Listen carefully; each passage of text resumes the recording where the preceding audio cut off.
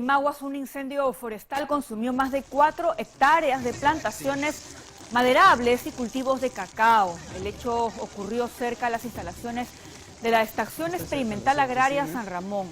Tras varias horas de un intenso trabajo conjunto entre bomberos, policías y los mismos vecinos, pudieron controlar las llamas. Según testigos, al parecer, este siniestro se habría producido por una fogata que dejaron personas que acuden a la zona a consumir drogas.